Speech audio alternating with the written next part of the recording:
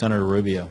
Thank you. I think we were all happy, at least earlier this year, to see American citizens that had been unjustly held by Iran returned, irrespective of the circumstances under which that happened, which were less than ideal. But one of them was not Robert Levinson, who's an American that's been missing now for a very long time.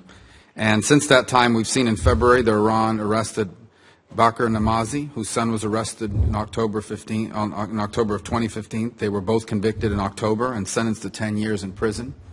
And so my question is, and I would like to hear from both of you on this, is in fact Iran using unjust arrest and detention of American citizens as a tool of statecraft to ensure that it receives additional benefits from the United States in the future? And if so, was that incentivized by perhaps the circumstances surrounding the releases we saw earlier in the year?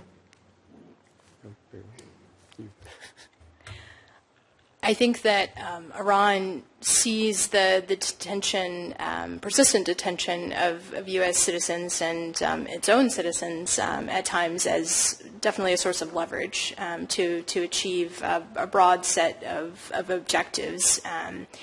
At the same time, there is, as I mentioned earlier, a dose of pragmatism in the regime, such that there is the possibility to broker negotiations to secure the release of our citizens, but ensuring that those negotiations happen systematically and are synchronized in such a way that we are not rewarding the bad behavior, but are justly seeking the release of our citizens in accordance with international law and rules of the road. Yeah, I mean, I would certainly agree that Iran has a very, very long history of taking our citizens as well as citizens from a number of other countries as leverage points, and as it has been part of their statecraft, since the early 1980s. And certainly we have actually seen that increase since the nuclear deal. In my opinion, dual nationals in particular have been a target. And that's actually something that I had written about and anticipated, that Iran, after the nuclear deal, is particularly worried that the opening up, because they're afraid of President Obama's, from their perspective, implicit strategy with the deal is that including Iran into the international community is going to start a slow change inside the regime.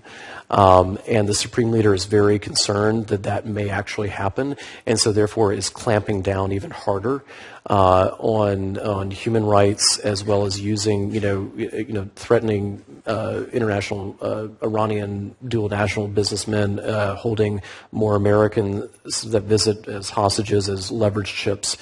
They're trying to ensure they have as much leverage as possible and discourage, and it's something that they want to ensure that the deal does not create positive change inside their society. Well, let me ask about one more thing. We all saw recently the Boeing sale of aircraft to Iran. I find that to be extremely troubling. It's important to remember that earlier this year, Iran Air was designated for providing material support and services to the IRGC and its Ministry of Defense.